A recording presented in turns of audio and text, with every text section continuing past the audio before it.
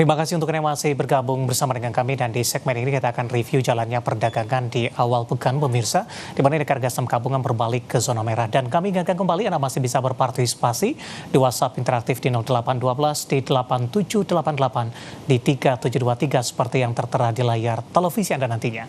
Dan saat ini kami sudah terhubung melalui Zoom bersama dengan Bapak Nicholas Darmawan selaku Research Analis Semesta Indofest Sekuritas atau MG. Kita akan langsung sapa saja Pak Nicholas, selamat sore. Apa kabar Pak?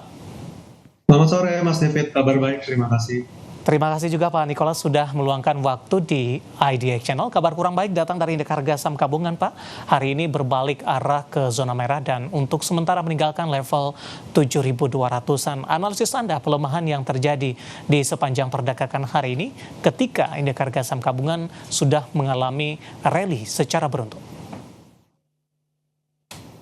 Ya, kalau kita lihat memang indeks harga saham gabungan ini hari ini terkoreksi ya di awal pekan ini. Cuman kalau kita lihat sebenarnya secara musiman, yang mana harusnya bulan Mei ini sudah terkoreksi biasanya 70% indeks kita terkoreksi. Cuman karena kalau kita lihat indeks kita ini udah rebound ya, kurang lebih 20% dari awal reboundnya di bulan April. Kita lihat koreksi yang terjadi hari ini itu kan nggak nyampe 1% ya. Jadi sebenarnya masih masuk ke hitungan koreksi wajar banget. Apalagi naiknya juga udah 20%-an dan koreksinya kalau kita lihat sepekan ini itu mostly dipicu sama minimnya katalis ya. Karena kalau kita lihat katalisnya itu rata-rata dari global dan domestik kita sudah mulai price in. Makanya indeks kita relatif sideways saja selama sepekan terakhir.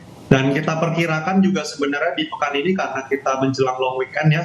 Hari Kamis dan Jumat itu bursa kita ada libur lagi, jadi mungkin profit taking kita perkirakan masih akan berlanjut sampai ke hari Rabu.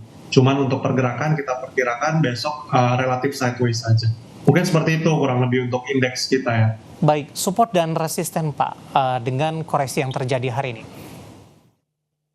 Oke, mungkin untuk support dan resisten kita perkirakan resisten sekarang itu ada di 7.200 ya. Karena hari ini gagal di breakout, dan untuk support terdekatnya kita perkirakan 7.100 itu menjadi minor support, dan berikutnya jika support gagal dipertahankan kita perkirakan akan bergerak ke level 7.000-an lagi.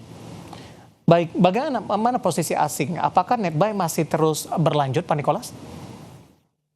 Ya, kalau kita lihat memang posisi asing saat ini mulai favorable lagi ke emerging market, khususnya ke IHSG ya. Karena kalau kita lihat sendiri sebenarnya nilai rupiah kita juga belakangan ini mulai menunjukkan penguatan, ya itu menjadi salah satu poin plus juga untuk indeks kita, karena kalau kita bandingkan dengan pergerakan indeks, correlation-nya cukup positif. Jadi selama rupiah kita masih bisa bertahan di level yang kuat atau bisa menguat terhadap dolar, setidaknya kita perkirakan asing masih akan favorable, terutama juga dari institusi global yang notabene cukup reliable di market. JP Morgan juga menaikkan rating ya emerging market, jadi ini juga salah satu katalis yang mendukung untuk emerging market. Jadi ya memang untuk saat ini investment atmosfer mulai positif ke IHSG dan kita perkirakan masih akan bergerak di rentang yang cukup bullish, mungkin di range 7.000-an ya untuk bulan Juni. Baik Pak Nicholas, sektor teknologi dan keuangan hari ini tampaknya menjadi pemeran utama untuk posisi pelemahan indeks harga saham gabungan. Kita ke teknologi terlebih dahulu Pak. Ada Gotoh hari ini sempat turun dalam di atas 6%. Posisi saat ini masih melemah di 5,56% di level Rp68 per sahamnya. Analisis Anda untuk Gotoh. Tapi sebelum ke teknikal, secara fundamental, apakah Anda melihat ada sentimen tidak Pak, terutama terkait dengan bantahan dari Gotoh terkait juga dengan merger dengan Grab dalam hal ini? Ya mungkin dari sisi fundamental dulu ya, kita lihat memang bantahan dari Grab ini sebenarnya juga sempat muncul di awal tahun dan tahun lalu. Kita lihat memang sudah banyak sekali market rumor terkait akuisisi Grab dan Gotoh, dan akhirnya juga ujung-ujungnya manajemennya dari Grab itu membantah bahwa akan mengakuisisi Gotoh. Makanya kalau kita lihat penurunan dari harga saham Gotoh ini cukup heboh karena market ya panik selling lagi terkait bantahan rumor tersebut. Karena sebenarnya kalau diakuisisi kan ini katalis positif, makanya sebenarnya sebelumnya sempat bullish. Cuman kita lihat juga selain dari pelemahan dari katalis yang dibantai ini, Kita lihat dari sisi performa, kita lihat juga dari performa laporan keuangan kuartal 1 dan full year, kita lihat juga belum ada pemulihan yang signifikan sekali, makanya ini juga masih membebani harga saham Gotoh, makanya range-nya kita lihat sideways aja. Selain itu kita lihat juga sempat Gotoh itu gagal breakout dari resistance 88 pada bulan awal Mei ya. 8 Mei kita lihat gagal breakout, ini juga menjadi tekanan harga dari sisi teknikal karena market melihat harganya masih belum mampu dan demand masih lemah.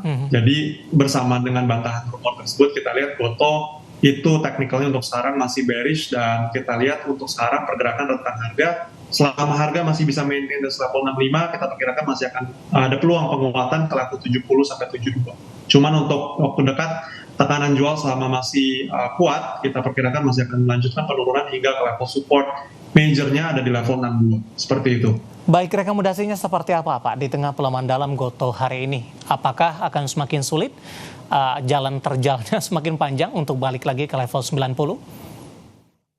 Ya mungkin untuk jangka pendek dulu ya kita perkirakan untuk wait and see dulu. Jadi mungkin untuk sekarang karena market masih heboh juga, masih panic selling juga, apalagi bersamaan juga dengan IHSG yang baru mau koreksi ini. Jadi ya kayaknya kalau kita lihat wait and see aja dulu untuk menengah jangka pendek. Menengah jangka panjang tetap harus lihat dulu kinerjanya di Q2 ini gimana, dan kalau kita lihat teknikalnya gimana dulu nih untuk di level 60 apakah dia maintain, karena kalau key levelnya gagal dipertahankan yang kita khawatirkan dia bisa turun lagi ke level di bawah 60 bahkan seperti itu. Baik, dari Gotoh kita bergeser ke teknologi lainnya Pak. Ada DCII, emiten termahal di Bursa Efek Indonesia sampai sejauh ini. Hari ini juga ikut mengalami koreksi dan kontributornya terhadap pelemahan indeks hari ini juga cukup besar. Pak Nicholas? Ya, untuk DCI ya kita lihat memang kemarin ini patternnya sebenarnya cukup sideways ya setelah kenaikan yang disebabkan oleh rumor stock split, makanya demand-nya mulai menguat lagi. Cuman setelah beberapa lama rumornya mulai pudar, lalu harganya mulai sideways lagi, dan kalau kita lihat ini pola distribusi. Jadi memang ini domino efek ya mungkin karena dari Gotoh yang memang salah satu leading juga di sektornya. Kita lihat lumayan rata di sektor teknologi, buka, beli, dan Wirge juga kita lihat mengalami pelemahan serentak. Jadi memang domino efek aja, cuman kebetulan memang DCI ini bobotnya cukup besar ya ke indeks, makanya ini juga salah satu emiten teknologi yang membebani indeks. Untuk short term kita perkirakan DCI akan relatif sideways saja ya, mungkin rentang harga di 149.000 sampai dengan 139.000. Mungkin kurang lebih seperti itu untuk DCI. Baik, analisis saham-saham teknologi pemirsa yang hari ini ikut menjadi pemberat indeks harga saham gabungan. Tadi ada Gotoh, kemudian DCEI. Kita beralih ke perbankan Pak, hari ini rata-rata mengalami koreksi Pak. Dan terakhir tadi BMRI justru mencoba berbalik ke zona hijau. Bagaimana Anda melihat alur pergerakan saham-saham perbankan big cap ini ketika Bank Indonesia memangkas suku bunga acuan pada pertemuan Mei sampai dengan perdagangan hari ini? Ya, mungkin untuk banking kita lihat seperti yang tadi sempat kita mention, Mas David, untuk asing sendiri memang sudah mulai favorable lagi, khususnya ke banking, karena kalau kita lihat memang fokusnya Bank Indonesia menurunkan suku bunga pada pekan lalu itu memang tertuju kepada likuiditas perbankan yang memang belakangan ini menjadi isu ya, karena cost of credit juga sudah mulai tinggi, makanya mau nggak mau BI memangkas, jadi memang fokusnya memang especially untuk banking, makanya kalau kita lihat koreksi ini di pick up lumayan cepat, dan kita harapkan juga by the end of the day data yang keluar menunjukkan net buy oleh asing, karena ini menunjukkan resiliensi sektor perbankan terhadap kondisi market yang terjadi sekarang. Jadi memang untuk banking sendiri secara tren dia nggak ada masalah, tempat perbankan khususnya ya, kita lihat memang dia mulai pick up lagi trennya, mulai trend reversal. Untuk sekarang dia juga mulai rebound, khususnya untuk Bank Mandiri ya, hammer candlestick terbentuk, BBCA, BRI, dan BNI lainnya juga sama, kita lihat sudah mulai ada perlawanan. Jadi secara sektoral kita masih merekomendasikan buy on weakness, karena secara teknikal dan fundamental kita lihat arahnya mungkin untuk menengah jangka pendek ini masih akan bullish seperti itu. Baik, di antara keempat perbankan big cap yang hari ini mengalami koreksi, kecuali BMRI ini berbalik arah ke 5475 Pak, mana yang mempunyai atau yang paling Anda jagokan mungkin, terutama dari sisi teknikal sampai sejauh ini? Oke, mungkin untuk teknikal sendiri yang paling kita favorable ya, mungkin karena seperti yang tadi Mas David mention, Bank Mandiri ya, salah satu yang memang pick up-nya paling Lalu secara teknikal juga sebenarnya paling appetizing ya untuk para pelaku pasar, khususnya untuk technical trader. Ya. Karena di sini dia sudah breakout resistance, lalu dia pullback dan membentuk hammer candlestick, ini menunjukkan adanya demand yang sangat solid di level support. Jadi anytime koreksi indeks sudah selesai, kayaknya yang paling cepat rebound kita perkirakan itu Bank Mandiri, karena dia pas market buat. Jadi mungkin dia akan menjadi market leader dalam belakangan ini. Jadi mungkin kedepannya kita perkirakan juga sama, kalau dia sudah berhasil breakout dari level 5.600-an, harusnya dia bisa aiming ke 5.800 sampai 900 seperti itu. Rekomendasinya apa jangka menengah dan jangka pendek untuk BMRI? Untuk menengah, jangka pendek dan menengah ya kita perkirakan ini buy on weakness dulu, karena secara teknikal dia sudah one firm closingnya ditutup menguat ya hari ini. Mungkin rentang harga pembelian itu di 5475 di harga penutupan sampai dengan 5.375 selisih 100 poin. Oke, analisis dari saham perbankan Big Cap BMRI, tadi juga beberapa saham teknologi yang hari ini menjadi pemberat dan penopang indeks harga saham gabungan, dan lagi-lagi keputusan investasi tetap ada di tangan pemirsa IDX Channel. Pak Nicholas, kita akan jeda kembali terlebih dahulu. Nanti kita akan coba lihat saham-saham pilihan apa saja yang Anda rekomendasikan, dan pemirsa kami akan segera kembali sesaat lagi.